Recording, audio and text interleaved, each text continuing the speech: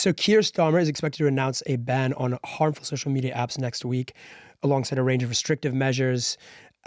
This could also include, by the way, blocks on young people communicating with strangers on gaming platforms, and limits on AI chatbot use are also on the table. So how did this happen? Basically, for a while, Keir Starmer was kind of reluctant to go with a social media ban, but the Lords kept pushing for one. So they essentially are now obliged to introduce some kind of restriction on children's access to social media. And they've done a consultation to decide what that restriction would be. That consultation has now happened. Now, of course, like, even after this passes, it could be subject to a judicial review. Meta is currently seeking a judicial review on some aspects of the Online Safety Act. But the consultation is interesting. Some of the findings that they found in this consultation is that ownership of mobile phones increases with age group. 19% of those aged 3 to 5 own their own mobile phone, increasing to 97%. What does that mean, though? Like, how does a 3-year-old use their phone? Well, 37% of 3 to 5-year-olds use social media, which I think is slightly... 60% of 3 to 5-year-olds have their own social media account. 3 to 5-year-olds. But does that include, like, watching YouTube videos? Because presumably, like, quite a lot of kids, their main social media use aged 3 or 4 or 5 would be being plonked in front of an iPad and watching... or a tablet or whatever. I think that's a good point. So this when you read that statistic that like most 3 to 5-year-olds have a social media account, do they just have a YouTube account that's like got a playlist for Teletubbies or whatever, right? Like, but also the majority, almost all 13 to 15-year-olds have a phone and use social media. But this is like, change is coming. So Australia obviously has already banned social media for under 16s. Spain is going to ban social media for under 16s, Denmark for under 15s, France has now approved a ban, Norway has, Singapore, Italy, Indonesia, Brazil, they're all considering bans right now. And in terms of what could actually change here, because I mean, when we talk about a ban, that presumably means that, like, if you are under the age of, say, 16, you cannot physically, like, sign up for an account or log on. But presumably there are other slightly less drastic versions of that, like time limits or curfews on use, or restricting specific features, like you can only hang out in this bit of the platform but not another bit. Yeah, and also restricting the harmful aspects of social media, like infinite scroll is being investigated. I mean, or recommendation systems and how they affect you. Yeah, I spoke to a quite senior figure in the Labour Party the other week, and his take was that there's a feeling that they've done so little, social media companies, to make their platforms safe for young people, that like this ban is happening to show you that we have teeth as a regulatory, as the government to regulate you.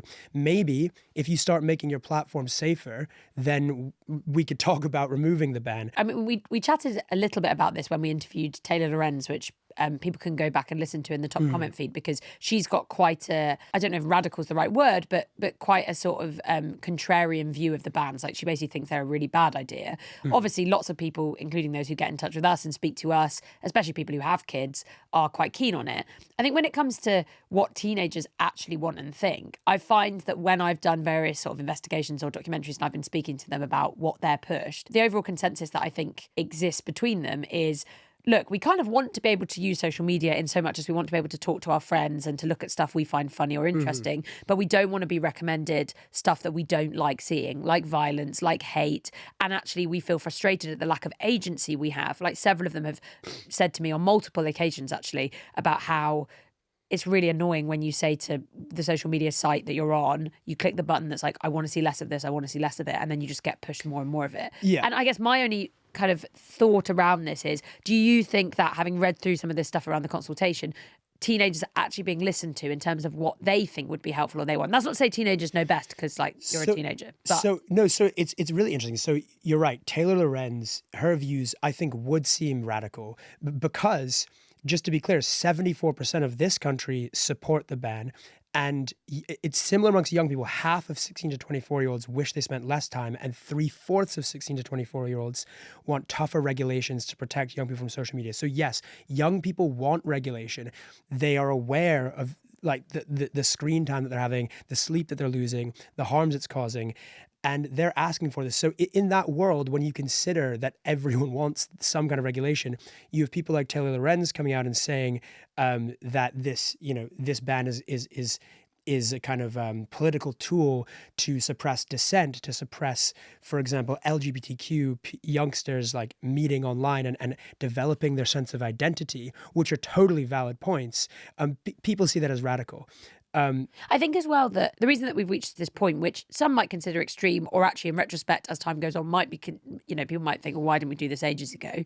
But the reason we've reached this point is because of lack of accountability from the social media companies, right? And because of an inability to build alternatives that perhaps could serve teenagers and kids better. So, Yes. if you were putting me, just with my kind of experience of investigating this world, like putting me in front of the drawing board and saying, Mariana, like, what would you do here? And obviously it's our job to point out the problems, not come up with the solutions.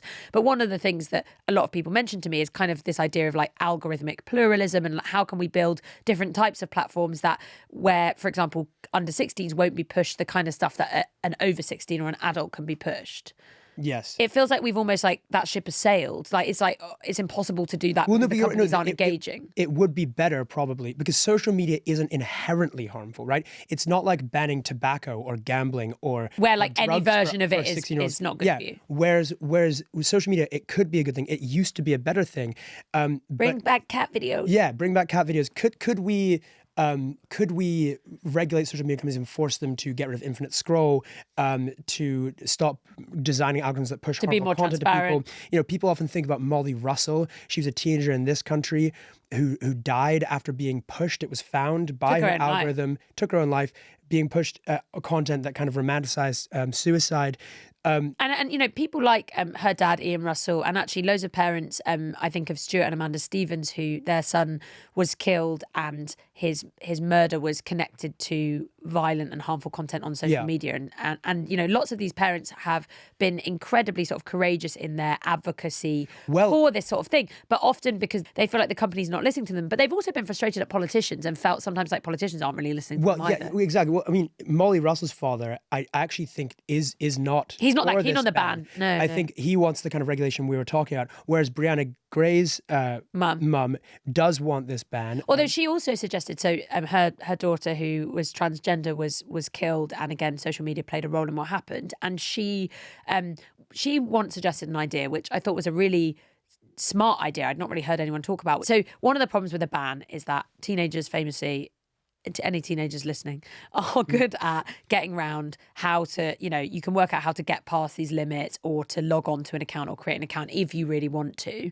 One of her suggestions was, should there be phones which are specifically for under 16s, and on those phones you can only download certain apps. And obviously a lot of this is also about age verification, right? And there are quite a few experts in this field, people like Frances Haugen, who is a whistleblower from Meta, who've spent a fair amount of their time investing in and looking into how can we improve age verification.